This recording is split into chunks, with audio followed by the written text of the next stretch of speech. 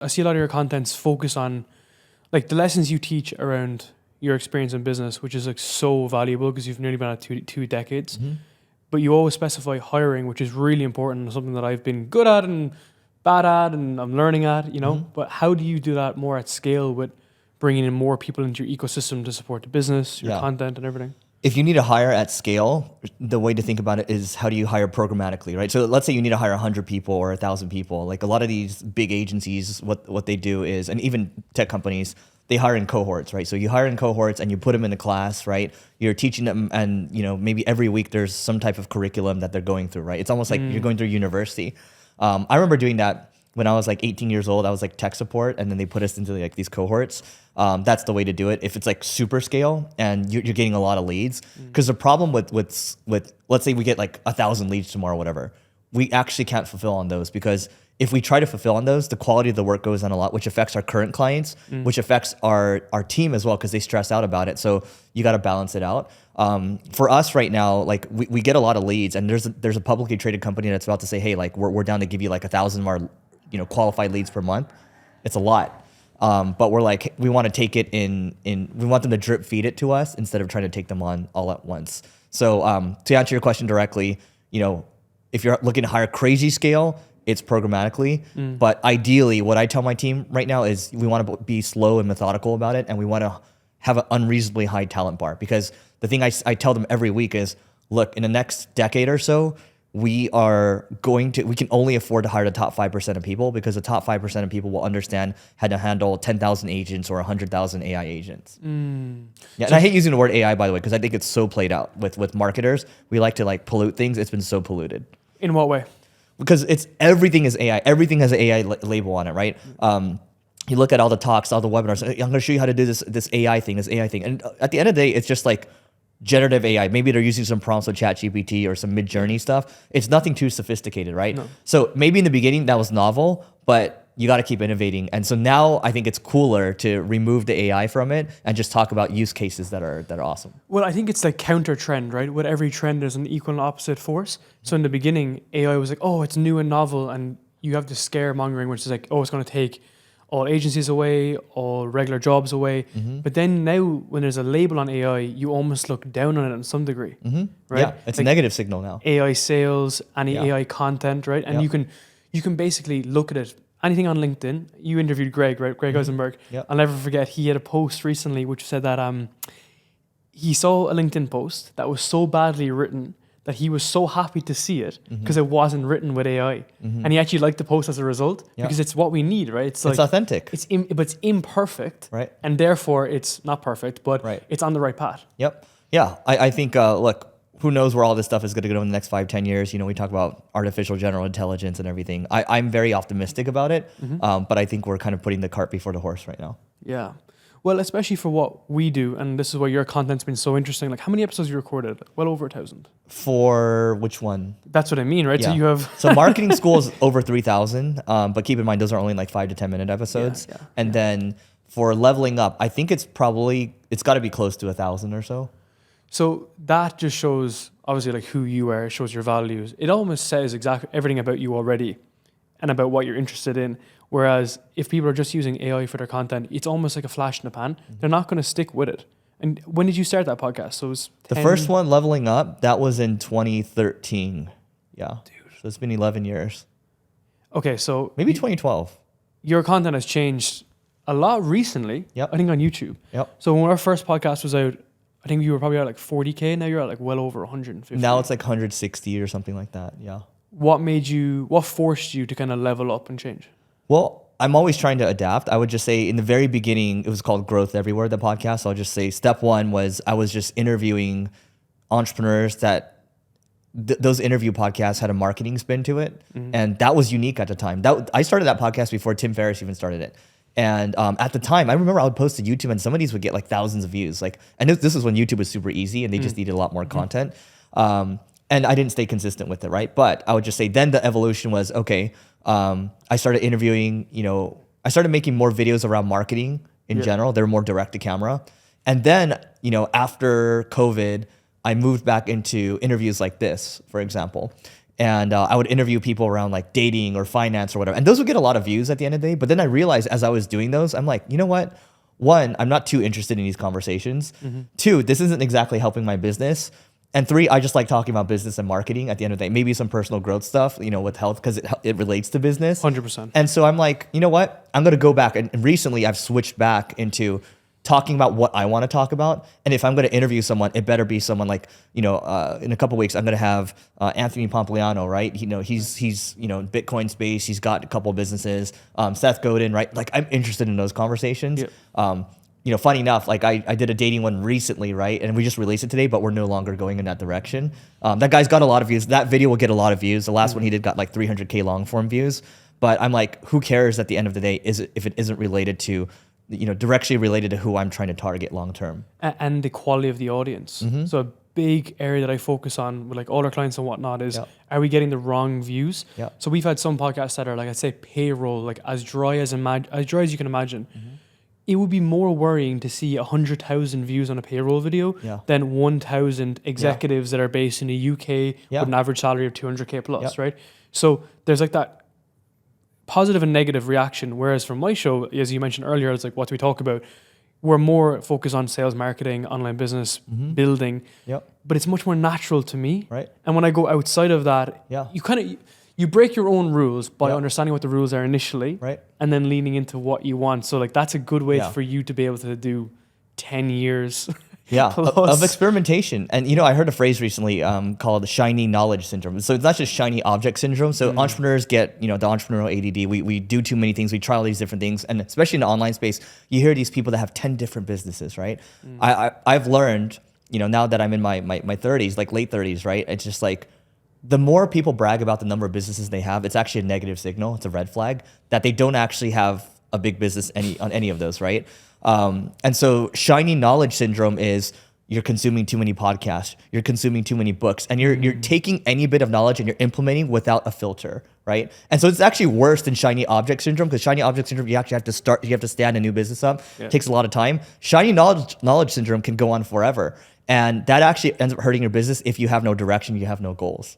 That's like the guys that go into every single program, and they go program to program to program, mastermind to mastermind. Yes. And they're getting all the best information, but everything works. It's just about which do you want to disseminate and move towards. I remember you got to go deep. I remember seeing an old Sam Ovens video, and which is like, if you have, what did he say? He's like famous for just like extreme focus to the point where it almost sounds like irrational. But he mentioned like basically if you have two businesses, it's an indicator that you're broke. Now that's obviously not the reality, but it's a good point though, right? It's a good point. Yeah. He did it with consultant.com. He's doing it now with school. Yeah. What have you observed from like even yourself with this? Because if I look at your ecosystem, you have multiple different podcasts. Yeah. Single Brain. You have the new networking events, which is crazy. And then you have the book. Now, I would look at that thinking that's all part of the ecosystem. But what do you think within there pulls you away from the goal, or does it all? Totally. Yeah. So I remember maybe like 4 or 5 years ago, it was, we had a software going on. We had the book launch coming out. We had education product as well. And then we acquired 2 agencies at the same time. And then we had like, probably a couple other things going on, right? I would say the book's unrelated. The book was just a passion project of mine. And that was launched like 3-4 years ago. Really? Why not? Why wouldn't that set into? Because it's that book is like a personal growth book. It's really designed for my 15-year-old self, because I played a lot of video games, right? And that was my way of that's how I look at life. It's like a video game to me. That's for like anybody that plays a lot of games that has no confidence, right? Like the teenager version of me. That doesn't really relate to marketing much at all. Maybe there's a chapter on it, but I would say the main thing I focus on right now is single grain. Like by far, it's the most focused I've ever been, probably in the last couple of years. And then, the podcast that I do, Marketing School definitely relates to it, and we get a bunch of clips from it too. It helps with views at the end of the day. And the other one, now that Leveling Up is focused back on business and marketing, that I would say is part of the ecosystem. And then the agency group that we have, that Neil and I have, my podcast co-host, our intention there is to build a vibrant community, but also to see who we can partner up with or who to potentially acquire. So it does help Single Grain as well. Yeah, man. So I'm in an agency group like that as well. It's basically taking like 6 to 7 figure agencies to 8 figures. And the guy that owns it like absolutely one place either to partner with or to acquire Yeah. in that regard. Yeah. And that's what even type of integration is that? Is Yeah. that vertical integration? No? Yeah. I mean, it can be both. Yeah. Yeah. What's the group called? Agency 8X. So Okay, it's Agency 8X. Genflow's, Yeah. you know Genflow? No. They basically partner with, it used to be influencers. So like your big fitness creators, content creators, but now like Ali Abdal stuff. Oh, he's in there? No, they've partnered with those companies. Okay. Yeah. And they build the products on the back end. So they do like the socials and they also do the product on the back end. They're working with Lara Costa at the moment in particular. They're moving more into LinkedIn and they're going to be working on like building the info products stuff on the back end. Oh, interesting. Yeah. But like their approach is, like they've done big day with Iman Gadzi and whatnot. So they probably get paid on the retainer and then get paid on the performance on the other side. Yeah. Which, you know, I think we've taken a leaf out of their book too in the podcast space specifically. But I want to just focus specifically on the content. So if I look at your YouTube, your thumbnails have gone crazy recently, like the quality, the way you're running the episodes. Do you think that approach to basically follow like the best trends and the thumbnails and the design and the copy is at odds to the quality of the content and like this, like we just sat down here like getting to know each other and chilling? Do you think it's kind of at odds to it? Yeah. So I would say no, because the way we looked at it before was incorrect. And we actually have a guy that's helping us right now, Josh. And so he works with a YouTuber named George Gammon. He talks about macroeconomics. And then Ken McElroy, he owns like $3 billion in real estate. And these guys are super busy, right? But you know, when he comes in, like for example, when we're doing a podcast, like he was just mentioning earlier this week, he's like, dude, like if you're gonna do a podcast, like make sure that the first question you ask, that is the hook. It better be a banger. Otherwise the episode's gonna suck because your 30-second retention is just gonna drop off. That's really important. So I'm like, the idea is more important than anything. I think that's something we can all get behind. Oftentimes, you know, in the past, I used to just kind of jump into things and start recording whatever's on my mind. But the packaging is what matters at the end of the day. Everyone talks about the packaging, which is the thumbnail, the headline, also like the first 30-second like retention. I do think it's important. I think if I had to hone it down to anything, it would, just to simplify it for everyone, it'd probably just be the idea. Because when we have a really good idea, for example, let's just say, you know, we did an episode with your rich BFF, Vivian too, right? The hook with that one is like, you know, her secret plan to wealth plan to generate $25 million, right? And she's always got like, she's a little sassy, right? She's got an attitude, right? And so like, she's like clips all day, right? And then, you know, Orion Teraband, so that one got 500K views, and then Orion Teraband, 300K views. And then the hook was, you know, it was like, modern relationships are doomed, right? That's the headline. And then the thumbnail was like Ken and Barbie, like fighting each other. And, you know, I think it's just like, something about like, I think that, this is super controversial. It's like, are women ruining relationships, right? You just have people fighting each other in the comments. But those are two examples of good ideas. Would I do those videos again? Probably not, because I'm more focused on business and marketing. But it just goes to show you like the packaging. And you mentioned about the topics being controversial. It's funny, the relationship space, because I have a lot of relationship podcasts too that have like boomed for whatever reason. And I think it's probably because people sit in their own camps, right? Yeah. It's kind of like in the business world, you have like organic versus ads, agencies versus solo businesses. These things have just boomed out of, and no one knows why they have those beliefs, which is when we get into the relationship space, the fitness space, the food space, super controversial, right? But for you then, with your content specifically, because you still want it to be, you know, helping single grain and showing that it's real, it's not like clickbait. And I think running that conversation flow from good intro into the actual episode's really, really strong. How come those episodes sometimes have boomed to 400, 500,000 views as a result? Yeah, I think, well, one, the idea TAM matters a lot. So idea, total addressable market. Nice. So if you have, you know, finance or dating, it's obviously going to be a lot bigger versus like us talking about marketing, for example. That TAM's way smaller. So like, you know, I like Matt Diggity stuff on SEO on YouTube. He's getting like probably 10, 20, 30,000 views per video, which is great for SEO. Like those are really high quality views. And so one, you have a very large idea TAM going back to finance and dating. And then to your point, you have people fighting in the comments all the time. So we had a Vivian short that we just kind of relaunched recently, like a short form. And that one got 6.6 million views because you have the men and women fighting each other. And it's almost like religion and politics. Everybody thinks they're right. And you cannot win at that, right? And you just let them fight in the comments. It's fantastic. So yeah. But like also you're just not getting the right people at the end of the day. Exactly, right. Like, are they turning into leads? And we'll talk about deplatforming in a while too, if you don't mind. I want to ask you some controversial to me, which is... Can I just back up a second? And like, there are short forms where like Neil and I were recording marketing school where they just rip, right? One got like 3 million views. And it was one where I was talking about how you can go to Florence and there's a Loro Piana outlet there and it's really expensive clothes and you can get it for 70% off. And we're talking, these are like typically thousands and thousands of dollars. And that one did well because I was educating, but I was telling a story at the same time. From that one, I got a couple of texts. One was a CMO of like a multi-billion-dollar crypto company. And he's like, dude, I really like that, right? And even yesterday, I was at a dinner, and then my friend's wife was there. She's like, dude, I saw your Florence thing on Loro Piana, right? And so those, to me, are like, those are higher quality views. You know what I mean? Because it's me telling the story, and they're getting value from me, and then you have people texting me. So there are ways around it where you, I think you can hit like an affluent audience, and that one was a perfect one.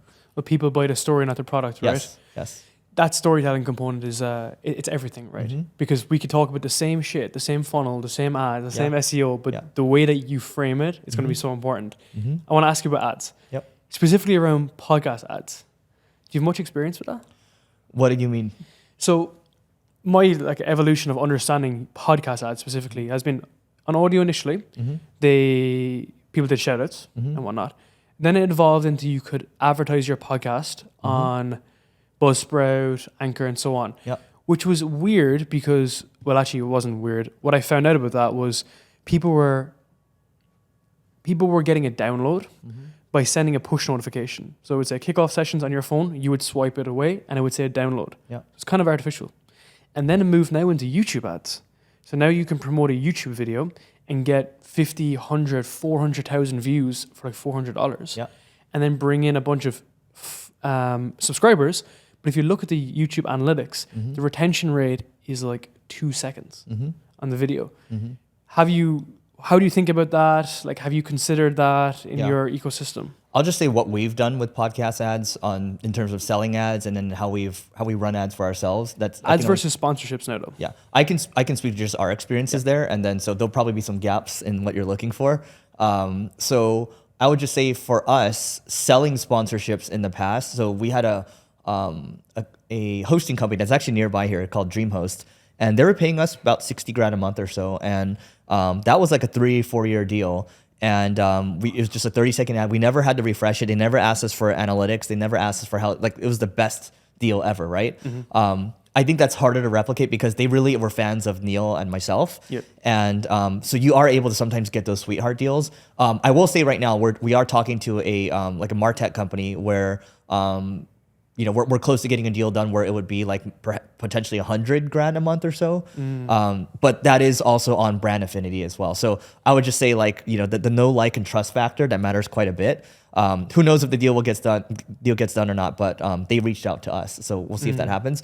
Those are few and far between because we try to get it done with other people. We tried to go with like iHeartRadio, and they were great. I mean, but at the end of the day, we just had a lot of like random, like, therapy ads and things like that just didn't quite make sense to our audience. So that's like us selling sponsorships.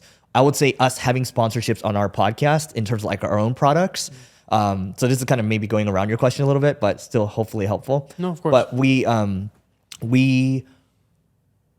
we're promoting like our agency owners association in the pod, and that's grown that community to like a 5-figure MRR right now, right? Monthly recurring revenue. And we're not even like fully like, I think we'll end up selling it for a lot higher, like probably like an annual program. But the fact that it's already doing 5 figures right now is kind of amazing, right? And it's just like, hey, blah, blah, blah, here's this community. Go to marketingschool.io/agency to learn more about it, to grow your agency. That's actually worked pretty well for us because the people that come through that page, we run it on school. That page converts at about 2.53% or so. What? Yeah. Well, it's an authority frame.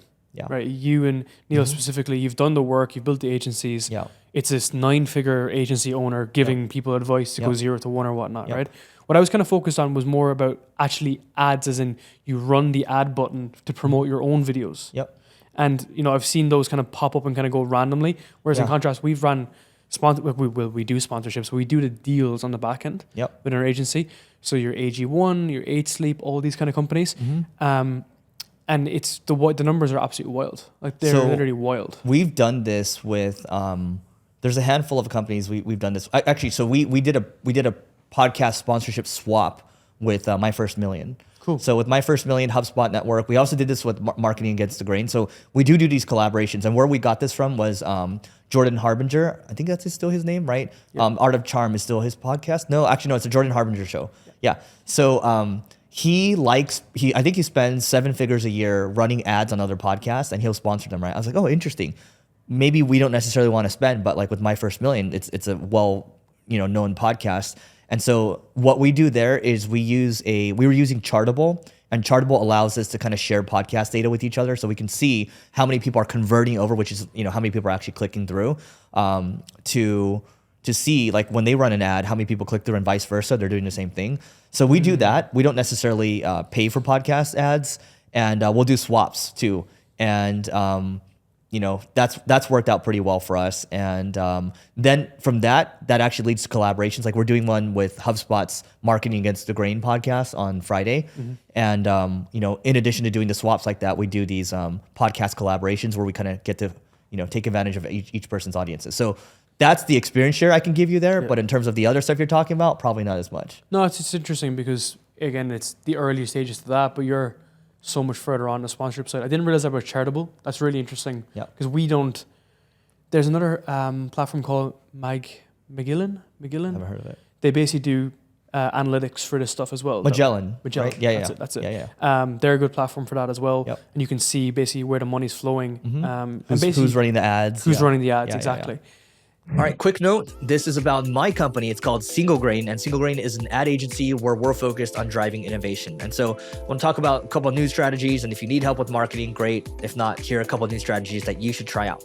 One is Programmatic CRO. So we are doing programmatic conversion rate optimization on our site. We're building products that will automatically optimize your site to increase conversion rates. We're also auto-optimizing, auto-updating from an SEO standpoint, and we're constantly thinking about what else we can do in terms of enriching the visitors that are hitting your website, and also tailoring custom messages for them using AI. And so there's a handful of things that we're doing from a marketing standpoint, and our mission is just to drive more innovation. So if you want to learn more, just go to singlegrain.com, grain like rice. So singlegrain.com to learn more, and we'll see you inside. Tell me about the rule of 3 years. Yeah. So the rule of 3 years is if you want to build anything amazing, whether it's a business or an audience, it will take you always 3 years. The first year is going to be hell, right? Second year, you're still slogging it through. And then through the third year, you're really going to start to see some traction. So let's say you want to build a 7-figure business. Not going to happen. Usually doesn't happen the first year unless you strike lightning in a bottle, because there's a lot of patterns that you have to pick up. Business is just about pattern recognition at the end of the day. And even with the Growth Everywhere podcast, when I first started it, only 9 downloads a day after the first year. Second year, only 30 downloads a day. And then the third year, that's when it started to get moving. That's when we started getting like maybe 1,000 or like 1,500 downloads a day. And the thing that is going to keep you going is, one, are you learning? And then two, if you're creating content, are people leaving comments every now and then? These are the unsolicited responses, right? It's like, oh my God, how come this isn't getting more views? This is criminal that this isn't getting more views, right? That's when you know you're moving in the right direction, and you have to stay consistent, because most people just end up giving up too early because they're vain. And what I mean by that is they're so self-conscious about the views. They're so self-conscious about what other people think about them, that they're not focused on their own learnings. That's why podcasts are so difficult to grow, and that's why Instagram is so easy to stay with, because it's just the likes, right? Yep. People just flash their abs, flash their ass, they're going to get likes. It's short, well, obviously like extreme validation in the short term, but no one's willing to build. And that's why it's funny, because like the businesses that you've had, reasons why I admire your work is because you've just played the game at a high level for a very long time. Thank you. And if you compare that to your 22-year-old on Twitter who has an 8-figure agency, you can just see the levels of game, right? Yeah. And you can see when they're talking in their videos direct to camera, there are elements that are missing that they're conveniently leaving out, because they have to foster this image, right? Why? Because they have to foster that image to sell masterminds, courses, and things like that, right? Did you ask why? Yeah, why? Yeah. So why did they have to fake it? Yeah, almost like there's obviously the technical level that their business isn't growing, but almost at a subconscious level too. Yeah. So one thing is they have to fake it because this is interesting. I'm not going to name any names, right? But it's like, oh, like I sold my 8-figure agency and now I'm selling courses. Wait, how does that make any sense? Sure, you make amazing videos and you're getting millions and millions of views. Again, I'm not going to name names. Some of these people are getting like hundreds of millions or 200 million views a month or so. But when you start to talk about business, there isn't a lot of substance. And when you're looking at the videos, it's super well produced. But what are you showing? Oh, you're showing your Lamborghini. Oh, you're showing that you're traveling to Dubai. You're showing all these things. Where's the actual substance? Where's the actual like? When you hear someone like my friend Ken McElroy, who lives in Scottsdale, he's like, yeah, I'm $1.2 billion in debt right now. Well, why? And well, there's the banks don't want you to know this. This is what you got to know. This is what you need to know about infinite banking. Like they're going deep, right? When it feels very surface level, it probably is. And when they're showing you other things to compensate, it's because, again, they don't have that depth. And then the other thing is they want to sell you something else. And I actually don't hate on courses. I think courses are great. I think masterminds are great. It's just that the majority of people that sell that stuff, they're looking to make a buck. And this is why when you go to a lot of masterminds, I'm sure you've been to a lot of masterminds, there are ones where all they care about is just making money. And those are just not for me, right? Because the people that are long-term are very humble. And they typically will just make money, a lot of money long-term, because they're not focused on the next thing. They're focused on building for 30 years. It's infinite game, right? Yep. It's part of the infinite game is it's not about the short-term cash. It's not about the quick win. It's about playing the bigger ecosystem play. Yep. It's interesting because I've heard you mention about it's not just always about the financial side, the money side. And that's why I think these offers to get you to 10K a month and stuff, they just don't have, they're not of substance. Whereas like you've built an actual business. I've been building a business for a long time. You do what you say, you do what you do, and you say what you do. For us as well, we've been trying to show it at such a high level. And that's why like the ultimate social proof, I think, is yourself in the beginning. And then, you can throw in other case studies and testimonials, but you have to do it for yourself. If you're selling like a fitness package, you have to be shredded. If you're selling Ken McElroy's service, you have to know about finance and debt financing and investment banking and all these different things that you can't just skip that part. But why is that? Like, so the online space right now, you're in a nice area, the online space, which is much more like, it's much more of a mature market, I think. You know, yourself, Neil, Tim Stoddard, Charles Miller, like you guys are much more further on the journey. But for younger guys in their mid-20s, it's a shit show. Yeah, I think for the younger people, and maybe this is me speaking to my 20-year-old self, it's, as long as you stick with it, it's not a 1-year thing. It's definitely not a 5-year thing. It's not a 10-year thing, but it's 20, 30 years. You'll be fine. And I had dinner with a client, a single grain client the other day, and he does $100 million a year in revenue, and it's bootstrapped, and he owns 100% of the equity, I believe. And the guy's in his 60s, and he's like, dude, man, like it's not like I'm really smart or anything. I just worked on one business because I can only focus on one thing, and it's been 30 years. And then similarly enough, there is a billionaire heiress, and she told one of my friends that, hey, I got some advice for you. My family, everyone around me, my grandfather, my father, my brothers, they built multi-billion-dollar companies. And the way they've done it is they've just done it for 30 plus years and they focused on one thing. And the problem in your 20s is, again, it's good that you're experimenting, but once you find something, stick with it. A lot of people, it's like, oh yeah, I'm not even talking about that the one guy I was just mentioning, I shut down my 8-figure agencies. There are multiple people where they stopped at 8 figures. It's like, well, why did you stop at 8 figures? It's because the boss that was facing you weren't ready to beat that boss, right? And you gave up and decided to start on something else. That's what happens to most 20-year-olds. I think we lose faith, or at least talking to myself at 20, it's like, I didn't have the confidence to go to the next level. But had I just stuck with it, it would have been fine. Do you think there's merit to having, so it's one business, but multiple offers inside the business? Totally, yeah. So when I say one business, it's everything you do inside of the business is tied to that one thing. So for example, Single Grain, right? It's we help people drive more customers. We want to be the most innovative marketing company that drives customers, right? So anything that can serve that for our clients. I think that the challenge I had in the past was, I have a senior living website. That's definitely not tied to Single Grain, right? Senior living. Yeah, a senior living affiliate website, right? Or I had like a quiz SaaS, right? That has nothing to do with Single Grain. And then I had like the book, which is a passion project of mine, but like that took a lot of time and effort. So it's like those are distractions from the main thing. But now all my distractions, if you can channel it into one thing, like my 2 podcasts, the distractions are channeled towards Single Grain. My distraction with Agency Owners Association, that is channeled towards Single Grain as well. Because that was a problem that I had. So I was doing the Sam Ovens approach, which is like bang your head off the table until I get to 8 figures a year, which worked. Like I'll be completely transparent. The agency, the Done For You podcast side, is probably at around 50 to 60,000 a month, but it's very team focused, Yeah. operationally heavy. Yeah. So then, and that was done for you, but it's high ticket. Well, high ticket is all relative, but it's like 5K a month. Yeah. So then we left 99% of the market out because most people can't afford that. Yeah. So that's when we developed the incubator, which is more of a coaching program. So then in my head, I spent 6 months being like, is it good? Is it bad? Is it good? Is it bad? And I was like, fuck it, let's just do it. And funny enough, what's happened is when I run an offer for the Done For You service, I get more people into the incubator and vice versa. People are like, I don't want to do it myself or do it with you. I want it done for you. So it's something that I realized. But again, you connect the dots backwards. Yeah. You know, what's interesting is, so my podcast co-host, Neil, he had a lot of coaching offers. We talked to all the people in the space back in the day. And so, we had all the numbers. He decided to go all in on it. And the problem with the coaching he found is that the revenue capped out. Usually it caps out around 10 or 20 million, which is great, right?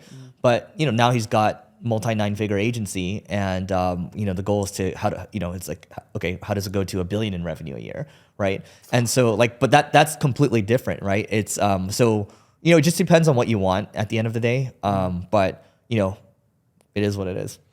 True. There's pros and cons to everything, right? Yeah. At the end of the day, like you cut your teeth in agencies, you know exactly what's happening there. You have the other things around the corner. It's almost like, again, you don't hold ego to it. Taking the extreme example of politics, you're not in this boat where it's that or this. You have that less of emotional reaction to it. So 16, 17 years in business, as you've made these adjustments and you have some a lot of lessons from here, what's kept you less focused on the money and more focused on maybe the impact? Yeah. Is that kind of fair to say? Yeah. No, this is interesting because so going back to Neil, I had him take this personality test called Principles U, YOU. It's the best personality test I've ever taken. It's just super accurate, right? Like we have all new employees or people interviewing to join Single Grain. We have them take a look at it or take it. And there's a section in there where it says intrinsically motivated. So I'm 99% out of 100. So I really don't care about money. And it's funny because when I look at Neil's test, he's 1% intrinsically motivated, which means he's completely driven by money, right? And we laughed about it because he's like, so I've known him for 13 years. He's like, I've never at any time felt you're driven by money. I'm just driven by the learnings at the end of the day, right? So I think maybe that's a way of answering your question around, how I think about things. It's just about learning and teaching.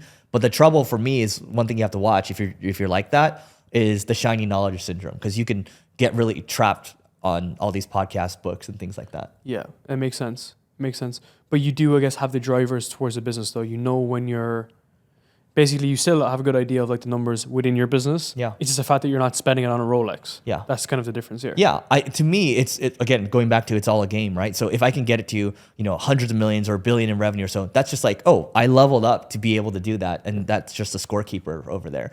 And so I just think it's fun to be able to, it's well, why do you want to do that? It's not like I'm being greedy. It's just because other humans can do it. And if other humans can do it, then I can do it too. So why not? Exactly. Tell me about that personality test. So what else is actually composed of it? It seems quite interesting. Yeah, I've also used it in dating in the past as well. And so I'm like, oh my God, check out this personality test. It's so amazing. And they're like, oh my God, I want to take it too, right? I'm like, oh, please take it. And then they take it. But it's about 15 to 20 minutes. It's like any other personality test. You're answering questions like, how often are you on time or whatever, very on time. I don't know, right? But it says a lot of things that are accurate about me. So for example, it'll tell me how detail oriented I am, right? So details aren't my thing. So it's 6% out of 100, 6%, right? But it shows that I'm actually very dependable. I'm 82%, 87% dependable. And it's funny, it'll show me that, right? And then it'll show me how practical I am. So I tend to make a lot of decisions very quickly, but I'm also not deliberate, right? So that means I'll move very quickly. And usually the decisions will be good, but because I don't think through a lot of things, right?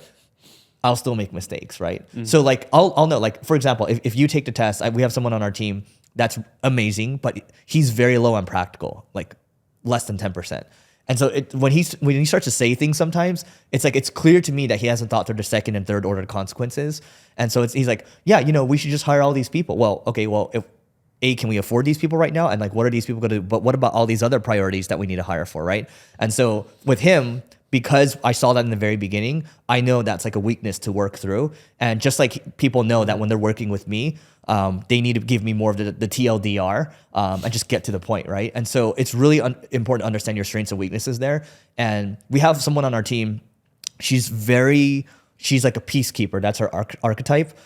She's very low on tough, right? But that's hurt her because she withholds feedback, which then withholds progress for the company, right? So just a lot of dynamics there that you just learn to play with strengths and weaknesses. Well, looking at your example there, if you're someone who's less into detail but you're more persistent, that's going to be good as a CEO, right? But that's not going to be good as an employee, because the employee needs to get the spreadsheets correct and everything in order. And by the way, you want to hire people that are detailed around you to cover for your weaknesses. Like, for example, Neil on the test, he's very detail oriented. He's very tough, right? His empathy is like 0, and like, you know, mine's pretty low too. But like, you know, we all have our quirks. Yeah. And dude, that's something I'm actually going to do that with my team as well, because obviously agencies is all about client services, right? And me, who's moving at like trying to move at 100 miles an hour, I was managing client relationships myself. And it was fine when we had 6 clients. But when we had 20, 30 clients and customers, it's obviously way more difficult, right? And I noticed because I was less empathetic, I was less able to relate to them not doing something or us being behind and whatnot. So we hired my friend who's also a relationship manager as a result, and he's the opposite to me. He was a teacher. Great. He's very patient. Exactly. He was not high school, less than high school, primary school teacher in the UK. So the guy like walks through problems with people and so on and so forth. And that was something I realized about myself. And I was like, okay, I'm still going to try become more empathetic, but I'm not, this is going to be more like a lifelong thing than like a 20-minute change. Does that make sense? So that's why I've kind of hired, and that's why I hire. I'd like to get your thoughts on this actually. So, you know, you've seen a big uprise in solo business, solo entrepreneurship. You have, you know, people like Justin Welsh, Brett Williams, all these guys have kind of led the way for solopreneurship. Would you prefer to have a team or to do what you're doing at a smaller scale, I guess, without a team? Yeah, I think it's going to be a biased answer no matter what. I would prefer to have a team because there's so much more leverage in having it. And by the way, I don't poo-poo on solopreneurship at all. I think it's amazing that they can have a business. I think Justin says, you know, $2 or $3 million a year and a lot of it's profit. That's amazing. That's a good life for him. For me, the way, again, it's a game, right? How do I swing for the fences and how do I play at a larger and larger level? I think it just depends on what you want. I do, like, the thing I've learned in the last couple of years is if I were to focus it on one phrase, at least for me, is focused involvement, right? So that means focusing on the main business and being involved, right? I drink a lot of the Kool-Aid in the past where it's like, oh yeah, you should just, hire a CEO and then let them do their thing, right? And so you read about that. That kind of sounds like solopreneurship, right? Like, you go off and do your own thing. And I did that and, things went like straight downhill, right? So, but going back to your question, I would prefer to have a team because I like the idea of building a high-performance sports team. I like the idea of coaching high performers. Like, I really love learning and teaching. So someone that's really high level, I get a lot when I see the light bulb moments, and I see when they're producing, right? They're coming up with ideas. I get a lot of energy from that. So it's just what I enjoy at the end of the day. Same. I'm the exact same as you. Exact same. What leadership lesson do you have around leading a team? What would you? Yeah. So I think of, people look at culture. It's like, oh, this like nebulous thing. I think culture is a 60-day moving average. And what I mean by that is it's not a culture we've had over the last year because it changes very quickly. If you're maintaining a good 60-day moving average, which is like your last 60 days or so, right? Your culture's been amazing. That's all you can really focus on because you can acquire 2 other companies. Your culture is like completely different in the next 30 days or so, right?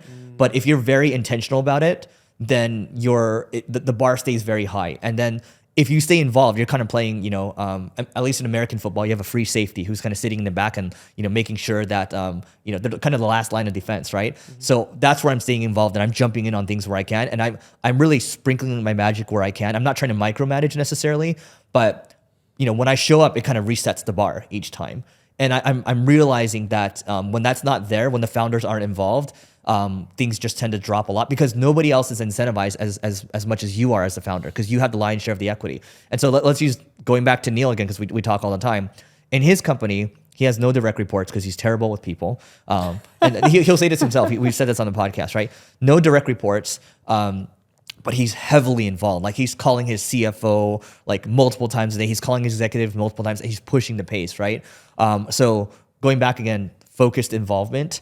And that's the main thing I've learned about leadership. Because if you're not there, you're not present, then there's going to be no vision. There's going to be no direction. All that stuff about mission, vision, values, it has to come from the founders. Yep. They set the pace. Yep. And everything else follows from there. And also you need to, I think anyway, you need to keep reiterating that pace. Oh my God, you're the chief reminder officer. Yeah, because otherwise, like, people are going to, like, I don't know why we're doing this, why we're starting this new initiative. Yeah. You have people who are almost like sulking in the business, whereas you need to be constantly showing up and setting the bar for it. But I think there's also, have you ever read Leaders Eat Last? Such an amazing book. Yep. I love, basically the biggest kind of point he specifies is giving like a circle of safety to everyone, so everyone can act their best, right? Yep. Hormozy always says like that if you have a problem and you hire someone and you tell them to do something the way you did it, and then they fuck it up, you can't be mad at that person, right? So you kind of almost have to allow them to go off and do their own thing. We actually hired a new designer recently, and design is, I don't know about you, but I think design is really hard to get right, to get a good designer. And it took me, I would say it took a year to get a new good designer. And then when we got him, obviously had a rough guidelines, but I was like, dude, all right, you know, I'm allowing you to be the designer that you want to be, obviously stay within these guidelines, whatever. And the guy crushes it, like crushes it, because feels comfortable, he has confidence. Myself and our head of operations will kind of review things and make sure things aren't like crazy. But I think it's a nice position to be in. And now, for the most part, he says that he's never been happier. Yeah. I would just say, you know, on one end, people talk about hiring people that have been there, done that. It certainly works in the agency world. I would say maybe that's 80% of the time you're hiring people that have been there, done that. If you're starting out, you might not be able to afford these people, but as you're scaling, you're going to need these people, because Steve Jobs likes to say, like, we hire smart people so they can tell us what to do, not so we can tell them what to do. But then you have the other 20%, which is maybe where you're hiring high potential, you know, young people, and you're letting them kind of, you know, you're guiding them, but then eventually they'll figure out things because they're younger, they're way hungrier too, right? Versus the people that have been there, done that, they're more established in their careers, they have families and everything. So you want to have a good mix. You want to have a good, healthy tension at the end of the day. And then, you know, again, you're just up there, chief reminder officer. Maybe you're jumping around, sprinkling the magic a little bit. But again, focused involvement. I think that's probably the biggest leadership lesson for me, because going back to shiny knowledge syndrome, back in my 20s, I read a book called Let My People Go Surfing, right? And that was from the Patagonia founder. And I've told this story a couple of times, but it's just like, you know, the concept behind the book, it's like, oh, Patagonia, you know, you have these really cool vests. They have really high quality products, right? And they've done really well. They've steadily grown over the years. And he would let his people go surfing during lunch. I was like, that sounds really cool. I immediately took it without even thinking about it. Okay, so I didn't filter this knowledge. Okay, and I just stopped showing up to the office. And then what happened afterwards? Everything started crumbling, right? This is the first time everything started to crumble. People would come to the office watching Family Guy or in pajamas. People wouldn't even show up to the office. People would just be eating chips and not working, right? And then, you know, I remember someone a couple years later, he's like, dude, I just want to tell you, everyone hated you. And I was just like, wow, it's because I was the absentee founder. I thought that's what people wanted. And I could, like, that is like the most wrong. And I guess I'll just add on really quick. I thought that because I'm like a self-motivated person, that I love learning, that everyone else, like, I'm like, dude, I didn't do that well in school. I'm like, if I can figure it out, anybody can figure it out, right? I'm like, this is simple. People are like amazing, right? But if they don't own the business, if they're not incentivized, they will never care as much as you will. That's what diversity should be in hiring, right? Is that you have someone they complete that circle of all the emotions we need, all the skills that we need, and you're reinforcing the value. You mentioned when buying and selling agencies. What's like the average deal size you have when you're buying? So right now, we look for smaller agencies, probably doing anywhere from 500K to 1.5 million in profit. A year? Yeah. And so these can be like probably top line $3, $4, $5 million or so. And we want things that are additive to us. So, you know, for example, we don't do email marketing. We don't do like influencer marketing, for example. We want them to be additive, or maybe there's like a global footprint where we can cross-sell and upsell into their logos. And so there needs to be multiple synergies, and ideally we want to be able to keep the management team on, because agencies are so people-driven. So there's like a lot of dynamics in our checklist, but that's generally what we're looking for. Crazy. So these would be smaller deals, to be clear. Yeah, well, small, but still not that small, because like with a company that's doing 3 or 4 million a year, they probably have 20 employees, 30 employees. Perhaps, yeah. It depends on what. Like, if it's like all in Asia, you might have like 80 employees or something. Yeah, of course. But if it's the US, you might have like 15 or 20. Yeah. Have you ever had any issues doing integration? Yeah, I mean, yeah, we definitely did, and this goes back to involvement again, because when we did the integrations, I wasn't as involved as I should have been, but there's this, knot in my stomach where I'm like, this doesn't feel right now. Always act on your gut. That's one thing I'll say. What happened was we did 2 agency acquisitions at basically the same time, and then we hired a GM, and this person actually ended up stealing from us. She stole clients, she stole like employees, and she said her brother was sick, which was true, and we put her on paid leave. We said, we love you, we got you, go take care of that. And then what happened afterwards was she actually told a lot of people that, oh my God, the company's going down, you should join me or whatever. So she ended up taking a couple of people to this other agency, and then she tried to do the same thing to them. She had actually done the same thing to the previous agency before. So all that to say is, like, had I been involved, had I been focused, had I been acting on the gut, by the way, the gut is your wisdom, right? That's your experience. Trust, like, it's more right often than not. I would say it's right like 90+% of the time. But I would say, those are kind of the lessons. Like, had I been involved, I think with those acquisitions, they would have worked out better. But the answer to your question with integrations is, you got to be all over it. And ideally you're doing, we got rushed by our broker. And by the way, I'm taking responsibility for all this. I'm not even going to blame the broker or the GM that we hired. I would just say that you want to do probably, 4, 5, 6 months of due diligence just to make sure it's a perfect fit. You're talking to their customers, you're talking to their key employees, because that will set you up for a good integration. What advice would you have for someone selling an agency? Yeah. So in what context? So someone's building an agency, they're probably at, let's say, the 500K profit a year, and they're looking to sell. How do you build a company to sell it? What are you looking for when you're looking to buy on the flip side? Okay, I guess I'll start on the sales side. So let's say you start an agency, you get it to 500 grand in profit. Ideally, it's a service that's trending upwards. That's like influencers, community management. Everyone wants to do YouTube now, right? So you got to look at, is there a good total addressable market for it? And then ideally, you are running on some type of operating system. So a lot of entrepreneurs know of Traction EOS, so Entrepreneur's Operating System. There's also Scaling Up.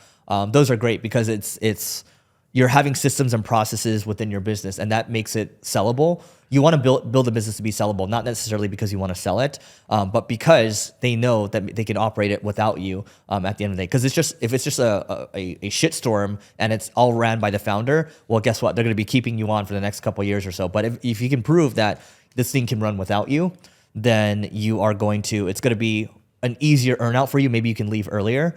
But I would say, yes, build it to sell, mostly because of the processes and the systems. But ideally, you're not trying to sell the thing. Ideally, you're building for the long term, for your growth. And then eventually someone might come to you, because when you least expect it, like one of my friends that lives nearby, he tried to sell his company in 2020. Nobody wanted to buy it. And then all of a sudden, like recently, he got an offer, like a really amazing offer. You just don't know what's going to happen. And if it seems amazing, then you just take it. So.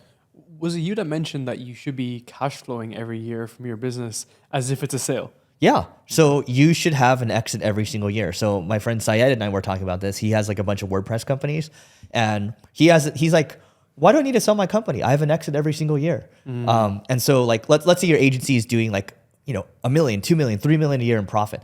That's a good chunk of money. And you can get up to $5 million, $10 million a year in profit. That's an exit every single year. Some people don't even see that in their lifetimes, right? A lot of people don't. And then, okay, if you get it to $5 million in profit, then that agency, the multiple can go up to 10, 15x or so. So let's say it goes up to $50 million or so, right? Or you get it to 10x, maybe it goes up to, you can sell it for 100 or 150 million or so, right? Whoa. It gets crazy. How do those multiples work? Because like the common knowledge in agency space is, one, the multiples are low, and then two, just to scale is really tough. So like, how do you think about that? Because you're someone who's actually done it, right? Yeah. So usually with agencies, if you're doing like 500K in profit, you might be able to sell for like 1 or 2x on profit, right? Or if you get it to $1 million or so, maybe you can sell it for 2, 3, 4x, right? Yep. Which is what you usually hear. But you start to get to scale it. Let's say you get it to like 3 million in profit. You can start to sell it for a higher multiple, 7x or so, because you're actually building a system around it, right? You get to 5 million, you can actually build a platform around it, meaning that you can acquire that business and then buy other agencies and roll it in for multiple arbitrage, which I'm happy to explain in a second. But But you get to 5 million. The reason why people are willing to pay more is because there's a lot of stuff. There's a lot of infrastructure built in. There's a lot of talent. There's a strong management team. There's a lot less risk for these private equity shops that are partnered with agencies that are trying to do a deal. When you're 500K, there's a lot more risk. There's key man risk. Even at $1 million, it's still a key man risk. And then to your second question, why don't most people do it? It's because they run into problems around. It's a lot of people issues. And I just can't deal with it anymore. Oh my God, the headaches, right? They tap out and sell courses. Yeah. They start selling courses. But I don't poo-poo on this, but they start selling courses. Maybe they pivot into like agency coaching or whatever, which is fine. But it also means that there was a mountain for them to conquer, but they didn't want to summit that mountain, which is fine. What do you think about when people say that they closed their agency because it was too difficult to sell? I think it's total bullshit. Total bullshit. Yeah. Yeah, it's total bullshit. I closed no, it's because you weren't competent enough to grow it. Well, you're also not making money though, Yeah. because like I know, are you familiar with Jordan Platten? No. Really big SMA agency guy in the UK. Yeah. And he's an education business around SMA as well. Yep. But he still kept the agency. And the agency's doing like 115K a month. Now, Right. it's a huge leadership team and everything. And he's focused on other business. But he was telling me about other guys in the space who are doing different stuff now. Yeah. But the guys who are really crushing it still have the agency in the portfolio. And again, they've worked out getting a CEO and stuff involved. Yeah. And they're like, he said to me, completely brutally honest, he was like, if you were making 100K a month, why the fuck would you ever close that Yeah. business if it actually worked? Exactly. But most people's businesses never work. And they Yep. learn the basics of just client acquisition, Yep. delivery, fulfillment, and then make a course of it. Yeah, well, the thing is, they will acquire clients, right? And then they'll churn them out. Their churn's just too high, so you can't really scale it. Because if you're churning like 5% of your revenue per month, you need to replace 50% of it at the end of the year, right? It's actually more than 50%. And so that's a big problem. People, especially in the internet marketing, the digital space, people don't think about client retention. They don't think about service. They don't think about churn, right? That's a big problem. Because if you keep the churn low and you have, net revenue expansion, you can have, in SaaS, we call this net dollar retention. That can actually be your expansion revenue, your upsells, cross sells actually outpace everything, right? And you're just growing like a weed because you have multiple services that are complementary. People don't want to churn because you have so many things built in, right? Even though another agency might be better at like one thing, you can do multiple things pretty well. And so Does that affect the sale though? a lot of times, so people might come to us, for example, we do a lot of SEO work, and not a lot of agencies do SEO, right? And so they'll come to us for SEO, and that's kind of the gateway drug. And once we start looking at their stuff, we're like, well, let's take a look at your ad account too. What's going on over here, right? And we start to uncover more and more stuff. And then they're like, okay, yeah, you guys sound like you're smart. Okay, go ahead and do this. And so you basically, in large agencies, you do a lot of landing and expanding. So you might work with Coca-Cola Brazil for like $3,000 a month, right? It might not seem like a lot of money. But what happens is you start to do good work. The account starts to grow more and more in Brazil, and they're like, "Hey, let's give you a shot for like pitching in all of LATAM, right?" And it gets bigger. It's like, okay, let's give you a shot in North America. Boom, right? So that's how these accounts become $3,000 a month to multi-7 or 8 figures a year. Damn, man. Yeah, because I've noticed that ourselves, that we're trying to get people in the door, and then we build offers on the back end, and that's where we're making the asymmetrical returns, Yep. right? Because a lot of them some companies are doing 4 million a year. We'd come in, add a 1 million a year offer, and so on and so forth. Yep. I didn't think of it from that perspective though, like geo expansion. Yeah. Yeah. But by the way, I wanted to back up a second. You talked about, okay, you have an agency doing 100K a month, 200K a month. Like, why would you shut it down? Absolutely. Like, it's stupid, right? So, okay, people that are, creating content are like, I shut down my agency and decided to do this. Okay, that's BS. And then the second piece is the people that are hiring CEOs, right? I guarantee you, most of those companies that have hired CEOs aren't growing as fast as they used to with the founder involved, right? Again, going back to focus involvement. There are a lot of people on Twitter or X, whatever you want to call it, that talk about building a holding company and hiring a CEO and getting out of their way. It does not work like that, right? Like, I've tried that, by the way, multiple times. Again, who has the most incentive? You, the owner. And if you can create good incentives for the CEO, still, you might give them 5-10% in equity, maybe 15-20%. They're still not going to care as much as you will. You still need to trust but verify. I'm not saying you need to micromanage, but you need to trust but verify. Because like, who's done that really well in the space? So Alex Lieberman has been trying to do that for quite some time. For that portfolio holding company. Greg Eisenberg has been doing it. Hunter Hammond. I would argue that, okay, let's use let's use Neil again as an example with his agency, right? So, and actually a handful of people, I was at a dinner yesterday. One guy sold his agency for about $160 million. And so I know a handful of agency owners that are doing, you know, around that range, and they're just focused on that. They're not focused on a holding company or whatever. They might be buying agencies and rolling them in and integrating them, and that's about it. But that's the platform, right? I would say the people that you mentioned, I think they do pretty well, which is fine, right? But they don't do as well as these people that are very focused, right? And when I say well, they're all doing well personally. I'm just saying like in terms of like scale for the business, right? So it just depends on what you want. I think it's like, okay, if you want to build something maybe 5, 10, 15, $20 million a year, amazing for yourself, right? But if you want to swing for the fences, you tend to see like Tenuity, for example, that's an agency. There's W Promote, they sold for a good chunk of change, right? With multi 9 figures. And then Power Digital, kind of same type of outcome. So, you know, those guys were just laser focused on one thing. With the portfolio company, it seems like you're just learning new business models continuously and just going in different directions, though, right? It goes back to the Sam Ovens approach, so just the laser focus versus going out. It just seems like very difficult to do any type of scale with that. I think to me that's that is, and I've had this problem before. I had to get punched in the face a couple of times to learn it. So I'm not immune to this, right? Yeah. And I easily find myself gravitating back into like, I want to do all these things, right? I'm intellectually promiscuous, right? So like the shiny object syndrome, shiny knowledge syndrome leads to shiny object syndrome. And I think, you know, I have friends on Twitter that make fun of the holding company model. It's like one guy, his name's Matt Paulson. He just runs the email newsletter and they do like $40 million a year. He's like, yep. You know, I'm gonna go teach kids next couple weeks in South Dakota. I'm gonna tell them why it doesn't make sense to run a holding company. All he does is make fun of holding companies, right? Yeah. So, again, they're viable, but all these people that you mentioned, like I'm friends with Greg, I'm friends with Alex Lieberman, right? I think they're amazing people. I think, including for people myself, have we just focused earlier, it would have been better. And I hated this before when people told me in my 20s, like. I read these books. I'd hear from people, you need to focus. Yeah, Bill Gates focus. Warren Buffett focus. And I'm just like, but like I'm different. No, you're not different. No. History repeats itself, right? Yeah. All right, agency owners, if you want to grow faster, my partner Neil Patel and I, we are hosting live agency owner workshops in Beverly Hills, and you're going to learn how to get more clients. You're going to learn how to take yourself out of the day-to-day. You're going to learn how to recruit the right people, and you're going to be hanging out with people, like-minded people such as yourself. So if you want to learn more, just go to marketingschool.io/agency. Again, it's marketingschool.io/agency, and we'll see you on the other side. Tell me about the Yahoo and Facebook story. Yeah.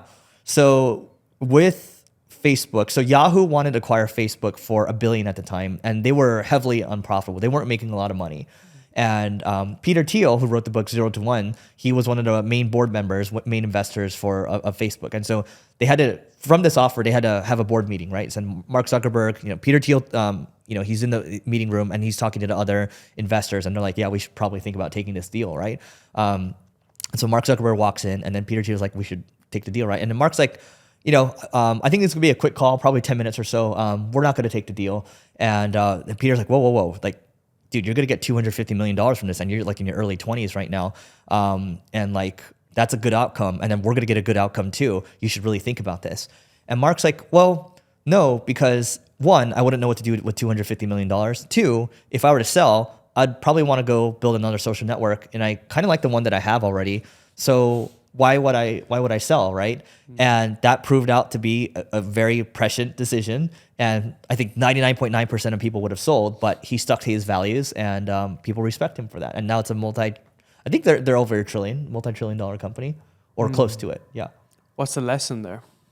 The lesson there is, one, you got to stick to your values. And two, if you love what you're doing already, then you wouldn't let outside influences control you. You have your board trying to control you there. You have money, people's money, like Yahoo, trying to influence you. But when you're so set on what you stand for and what you're trying to do long term, you can block all the outside influences out, right? And that matters a lot. Like we talked about this on the podcast recently in marketing school. It's like, dude, you take on VC, you take on investors, maybe your employees have equity. That's all fine, by the way. There's nothing wrong with that. Just understand that you have other stakeholders and they will influence you. And there's this book I'm reading right now where they talk about pendulums, right? Like if you drink alcohol, you're part of that, community, and they'll influence you too, right? If you go do yoga or whatever, that's a community. Maybe that's a good community, right? But there's outside influences everywhere trying to control you. And the more you can kind of, stick true to your values, then you'll probably make better decisions for the long term. Especially as you evolve, I guess, as you get older, right? Because your interests have probably evolved, but they're your interests though, versus the typical co-founder relationship that when they get in their 30s, they get married and then like the wife wants them to sell the business. And then it all crumbles down, right? The spouse is a major influence as well. But like everything though, right? That's what's so interesting is the fact that people aren't playing an infinite game. They're not looking at a long enough time horizon. So that when these things play out, it's a shit show. And that's why sometimes you got to make the better decision to not get involved with those people. Whether it's a friend, a partner, or whatever. Looking at over a long enough time horizon, when things go south, that will happen. Question for you on that, like personally. So, you were like the gamer dude when you were a kid, and you had maybe a social circle. How has that kind of evolved yourself personally? Like your interests have changed over your 20s and 30s, and have you found yourself to be like, you've a new set of friend group, and you acting kind of, I don't know. Like I'm trying to say, was there any kind of negative side to as you've grown the business in terms of who's come into your circle, who's taken stuff from you, and lost friends? What I will say, so I guess two things that you mentioned a lot, the lost friends thing, that's an interesting one. So I would just say the one thing, and I've thought about this recently with gaming, ever since I was like maybe even 8 or 9 years old, the main thing that stuck out to me is like, if you want to do big things, you need to join a team, and not just any team, you need to join an amazing team. So in every game, I was always like World of Warcraft, I always made sure I was part of the Uber guild, the best guild, right? The best team, because you got to kill the best dragons, right? And when you had to compete with like, the horde, right? You would do hardcore things like, your guild leader would call you at 3 a.m. and wake everybody up, like 40, 50 people, just to make sure that the other team couldn't kill a dragon, and we would stomp on them until 6 a.m. until they gave up, and then we'd kill the dragon, right? That's like hardcore, right? But you have to do that in business too. You got to be hardcore. You got to go like the extra mile. And in EverQuest too, right? Like, I was part of the best guild, and like that's how I got like the best loot and everything, right? And so even in business, you got to be a part of the best team. So put the best team together, or like you got to be a part of the best community, right? For me, I'm like, okay, got to research like who's the best coach I can work with, right? So to me, everything's a people game at the end of the day, and I think I realized that at an early age. So that's always kind of stuck with me. The thing I'll say about friendship, and my mom tells me this too. I had some friends from elementary school. I had one that lives nearby, actually like a block away from here, and I was messaging him for lunch, but like we still keep in touch. The reason for that is because he's an entrepreneur, I'm an entrepreneur. We came from like nothing, and we had good family lives. I think upper middle class, I'd say, for both of us. And so there's no judgment there, because he knows what it feels like to almost miss payroll, to almost have to bankrupt your company, to have to go through all the struggle of being an entrepreneur. So there's no judgment from his side. And then you have your other friends who will never judge you, right? Like they might not be entrepreneurs, but they love you for who you are, and they'll always stay in touch with you. Like I have a best friend. He FaceTimes me every day. We FaceTime each other every day, right? And like there's no judgment, and we just talk about whatever. But if you end up starting something, and like for me, I've always came from like I was kind of like hung out with cool people and everything, right? But I was always kind of lower tier.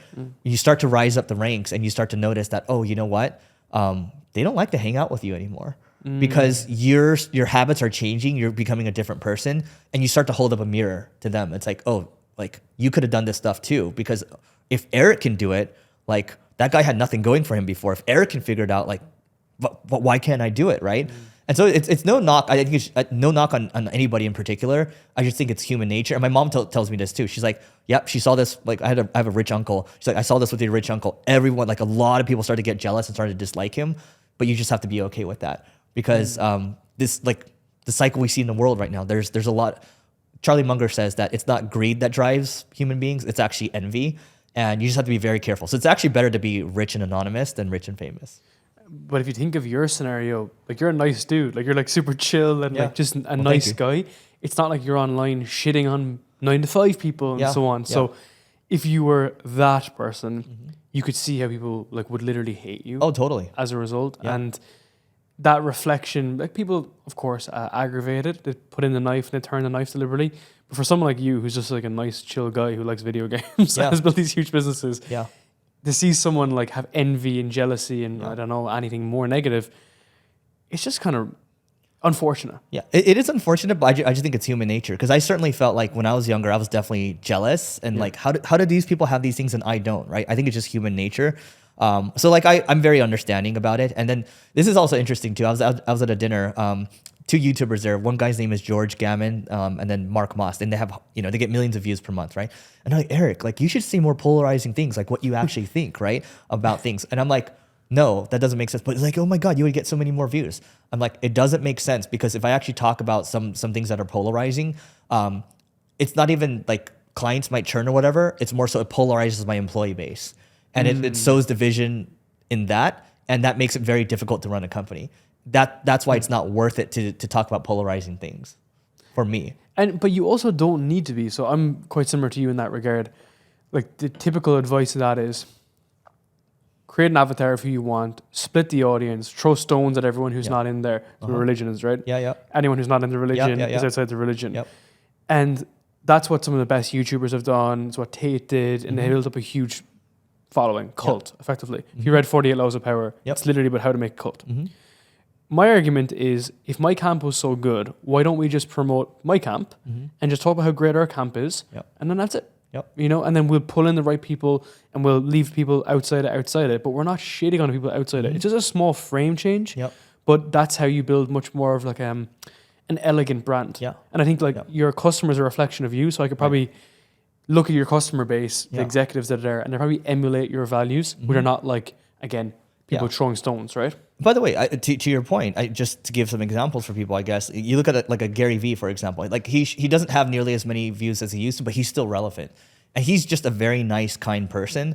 And he's also like kind of rough around the edges, like New York Jets, right? And he'll cuss, and people don't like that, right? That might polarize people a little bit. It doesn't polarize me, but he does have people that are they love him for him.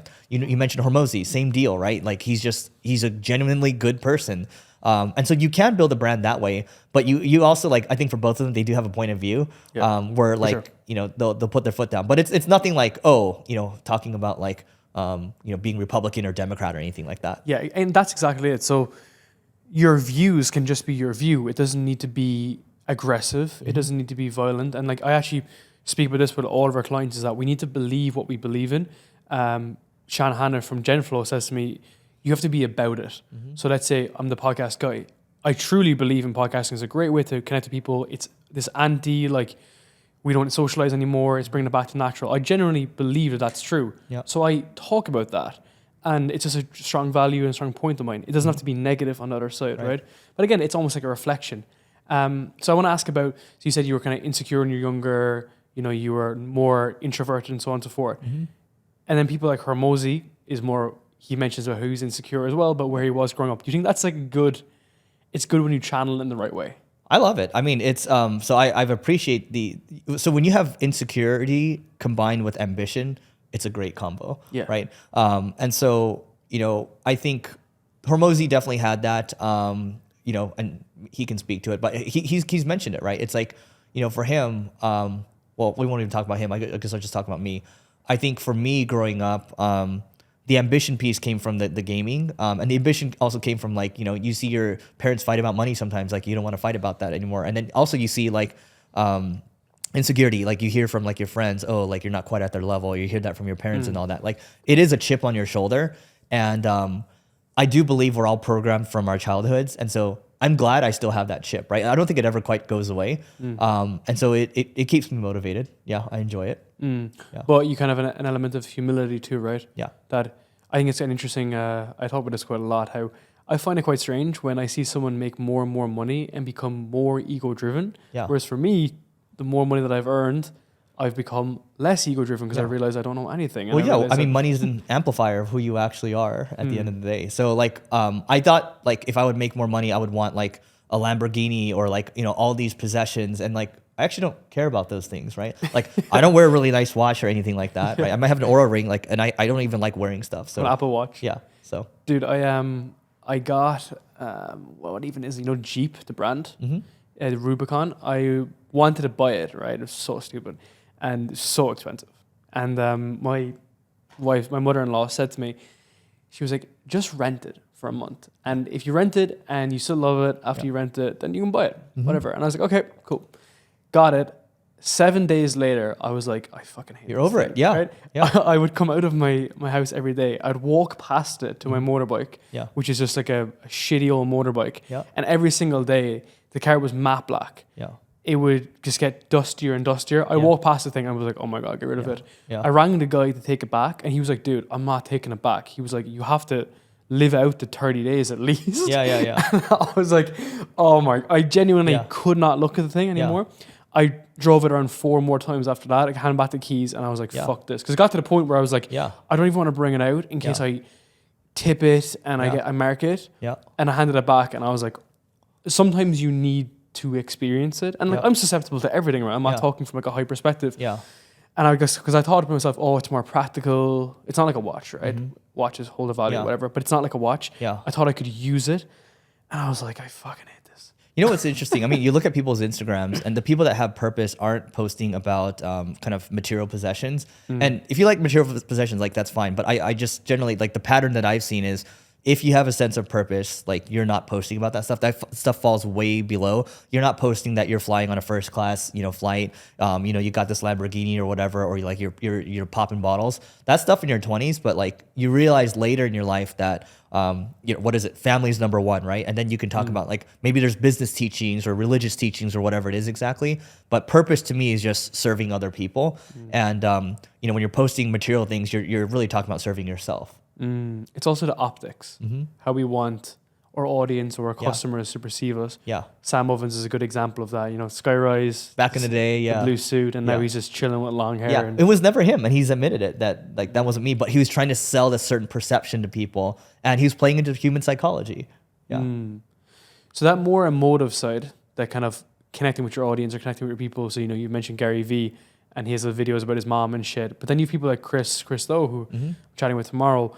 And he does a really nice balance here because he thinks about it through the lens of internal. Yeah. It's the internal state. Yeah. You should talk to him about Gary Vee tomorrow. I will. I watched your clip. Yeah. I listened to your podcast for both of you together. Yeah. But that's interesting, right? Because he's done the work internally. And then as a result, that becomes who he's about. Yep. People love him. People go to his masterminds and his workshops and so on and so forth. Yep. Because the energy that this may seem woo-woo, but it's not though. It's like the energy that you emit is the energy you receive. He's a perfect example of someone that understands what he wants to build. He understands his values. He doesn't want to necessarily build a big agency. He's like, okay, I just want to focus on educating. So he did these like workshops, right? He came to my mastermind where Sam Ovens was there, and we had a speakers dinner, and I actually sat him next to Sam. And Sam had this section over there. He's just telling everyone, like, you got to start a mastermind, right? You got to start a mastermind. And that's how Chris eventually, he started his mastermind. But it works out well for him because he loves learning. He loves teaching. And he's a type of guy, like he used to do, back when Clubhouse was a thing, he would be in these rooms and he'd host these rooms with thousands of people, right? And, he'd bring people up. And then as soon as he found someone being insufferable, he's like, I can't stand you anymore. He was like, mute you or whatever, right? I'm paraphrasing here. But he's just really direct. And, building a huge team or whatever, that's just not what he wants anymore. Maybe he doesn't want people problems, but you can see he's living within his values and it really comes out. Yeah, he's called me out on my shit sometimes on a podcast before. Can't remember what it was around. It could have been around sales or actually this was it. I asked him, how does someone kind of build authority and influence if they don't have experience? Are they kind of living through like an optic lens? And I forget what I actually said about my opinion on it, but he was like, it's not, he's like, that's not true. And I was like, oh, okay. Yeah. And that's good, right? It's good to be open and honest because then you respect the person as a result. Yep. And you have much more it's just real. And like people just fucking aren't real. Yeah, the word like Gary Vee's authentic, Christo's authentic, right? It's like there's a lot of these people where you can feel it. Yeah, exactly. And they're also not afraid to be wrong in that regard. Yep. How do you run your mastermind events?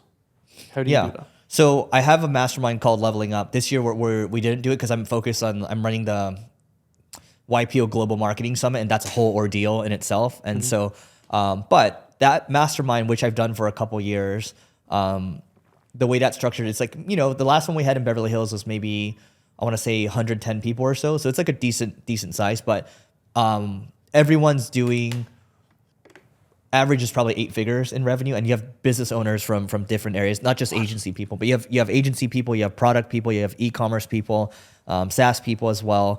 And for me, it's my way of gathering people together. So I pick the location, I pick the speakers, I vet every single person that comes through. I get to decide when it ends. I get to decide what the agenda is. I'm an extroverted introvert, right? So I'll set it all up. It's like my experience, and from that, that's like a 2-day thing. And after that, I'm good, right?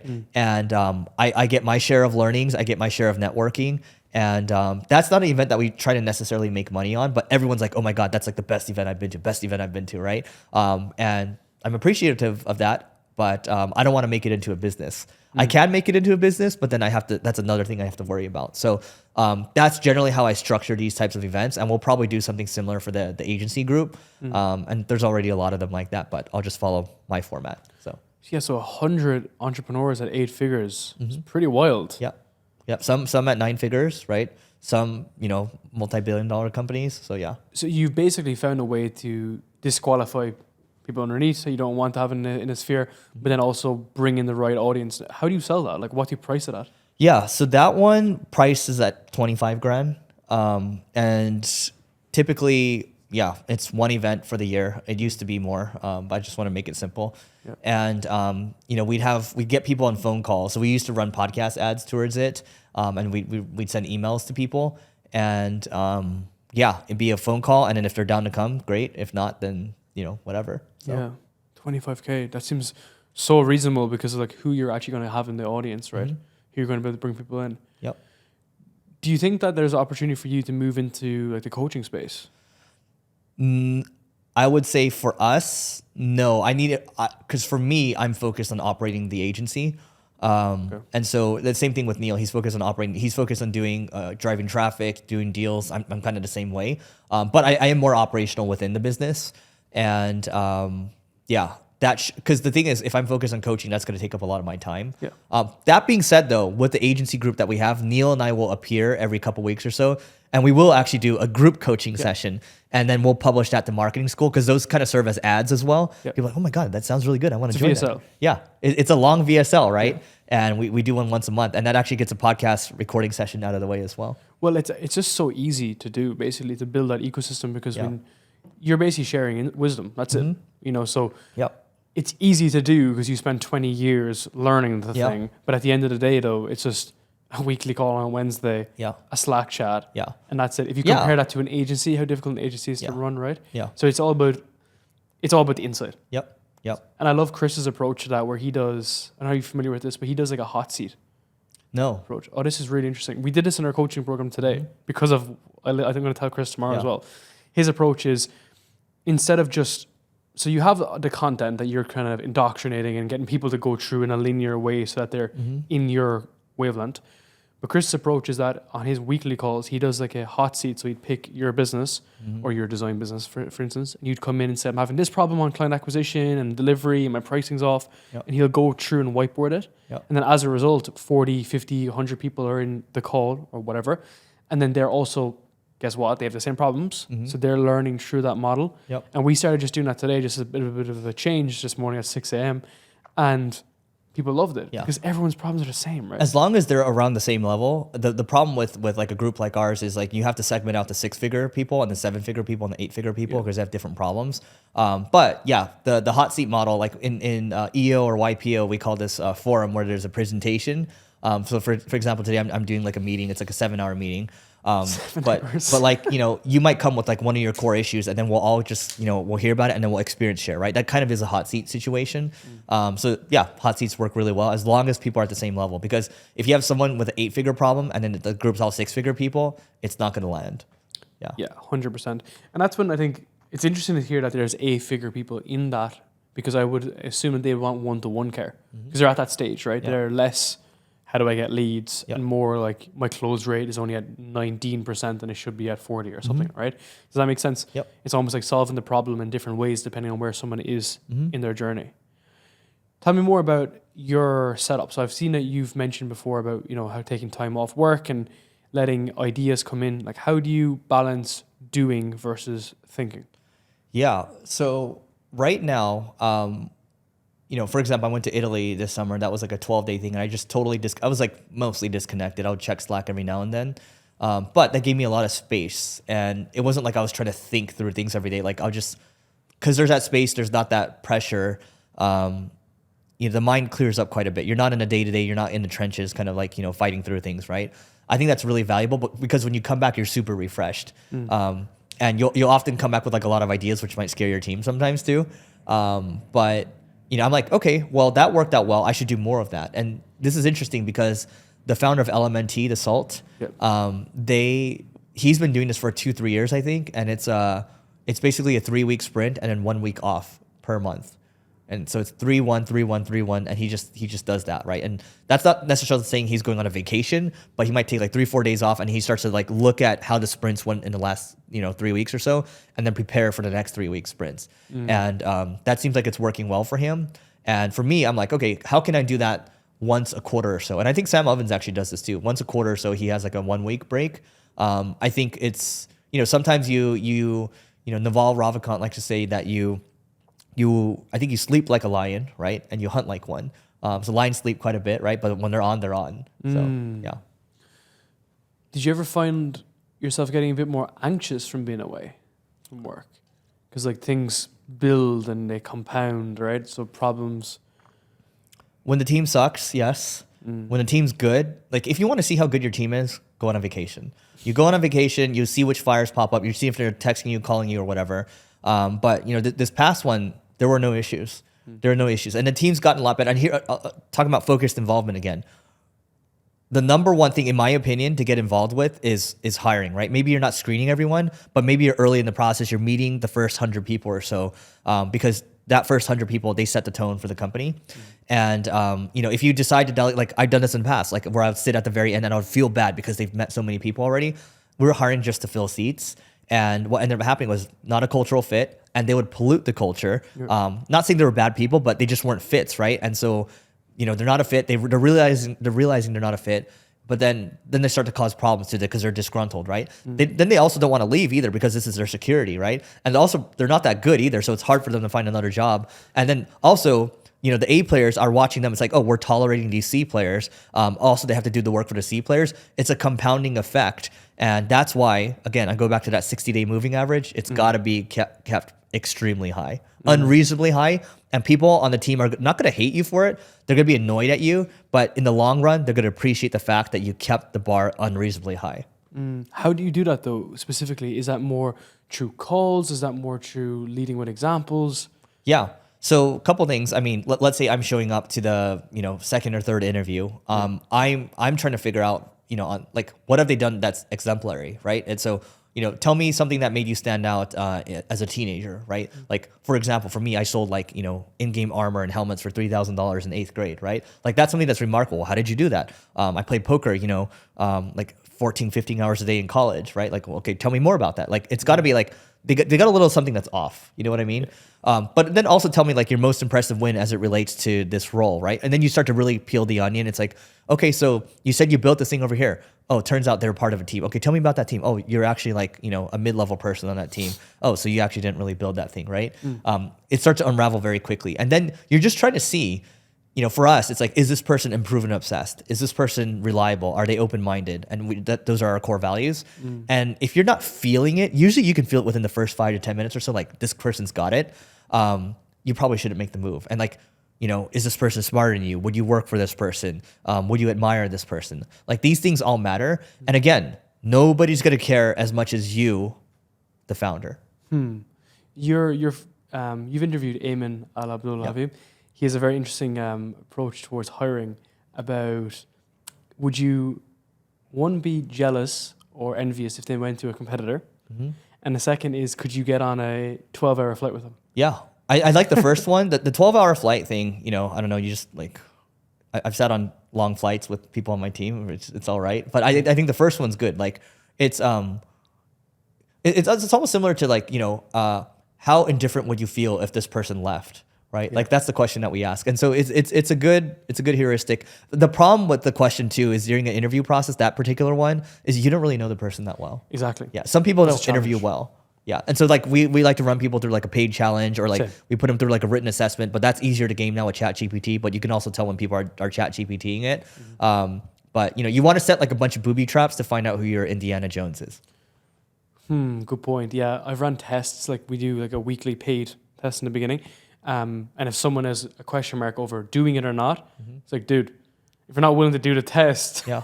then that sets up everything. If they're not responding to you quickly, if they're not willing to do the test, right? If they start to like, you know, the delay on things, it's not worth it. Because they're not that excited. Yeah. Right. And then the question I like to ask them when they come into is like, so like, how did you prepare for this conversation? Right. Oh yeah, I don't know. Like, so like, you know, what do you know about like the content that we put out? Oh yeah. You know, I only looked, you know, at your website or whatever. It's like, you clearly did no research. And you also don't give a shit, right? You want the money versus anything else, just getting paid. Yep. I want to ask you about lead generation. So you have a framework around the 60% gap. Yep. The gap of 60%. What made you come to that realization? How did you figure that out? Yeah. So we call this the missing 60%. So, you know, this is actually during a mastermind earlier this year. We did it in Scottsdale. And I think the more extreme example here is that you have 5% of people that are in market ready to buy your product or service. 95% of people are not, right? How we broke it down was like, okay, maybe 20% of people are ready to buy, 20% will never buy, but it's the missing 60% or the 95% of people that you should be focusing on. You should be nurturing these people over time, whether it's through content, whether it's through your email list, whether it's through retargeting to, you know, using thought leadership ads on LinkedIn, at least for us, or doing webinars. You're constantly trying to stay top of mind. That's really what it is about, at least for us, because a lot of people, when they reach out sometimes, it's just like they might have seen me or met up with me at a conference recently, right? It's like, hey, by the way, we actually need this, right? I was talking to someone on the phone yesterday about the conference that I'm running, and he's like, oh, by the way, like, you guys do SEO, right? Oh, like, you know, we had this guy over here. He had founded a multi-billion-dollar company. He just raised a bunch of money for this other company. I don't know anybody else. Like, so you just happen to be in the right place at the right time, and that comes through a lot of nurturing through content marketing. What do you think about the argument that nurturing doesn't work? Yeah, I think nurturing does, because like in this case right now, like we've never met until today. This is a form of nurturing, and this is a deeper form of nurturing because we spent like, you know, 2 hours together or something like that, right? And so I would just say that, you know, nurturing goes a long way. You have to nurture. Forget about business for a second. Everything's about relationships. If you don't put the time and effort into it, then the relationship eventually is going to decay and it's going to become nothing. So you have to continue to nurture it. It's like, you know, you and your wife, for example, you have to continue to nurture it. Yeah. Like both of you do. Everything will atrophy until you work on it. Yeah, man, because like that's I think what you do with your agency, I guess you could go in and speak with a client or a prospect and say, we'll help you generate X amount of revenue or products or customers. Yeah. Whereas for me, I've always called it the intangibles from podcasting, that you have the tangible, which is product and services, and the intangibles are all the second, third, fourth order of consequences. Yep.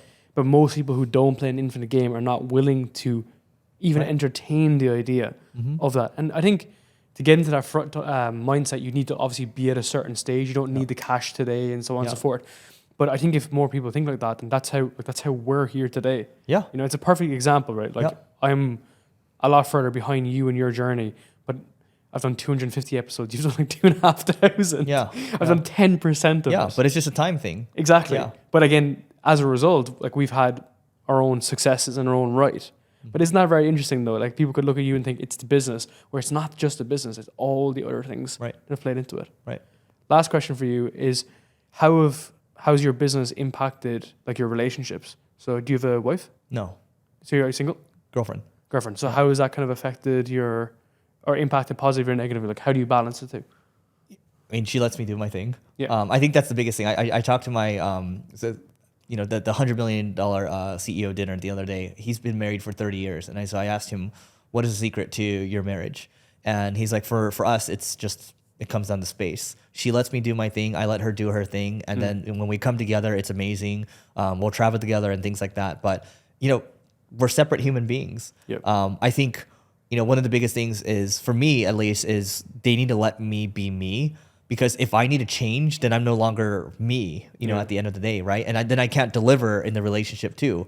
I can't bring my real self. So, and also, what attracted your girlfriend to you is what you want to maintain. Yeah. Right. Versus you changing to be a different individual. Yeah. Right. Then it's inauthentic and people can smell it. Yeah. And then there's a codependency. Yeah. Being created. And you become a people pleaser, and then they hate that. Are you familiar with James Kemp? No. So James Kemp's running like a solo kind of business effectively. Really cool guy. Very, very interesting guy. You should definitely connect with him. He's recently divorced. He has 2 kids. And he said the biggest thing with his like relationships now is that everything doesn't have a codependency. So it's like, I was okay before I met this client. I was okay before I met my new girlfriend. Therefore, I will be okay if we don't work together. Whereas in the agency space, there's a huge codependency, right? People shoot their problems off each other. And I always like to say that like if there's an emergency, you call 911, you don't call me. Yeah, that's true. Man, I want to say a big thank you. I really appreciate it. Yeah, no, this is a great conversation. Man, for you, it's so natural, right? And I can just see like everything, and I really do appreciate the time and energy, man. Yeah, likewise. I appreciate the research you put in. It's part of it, right?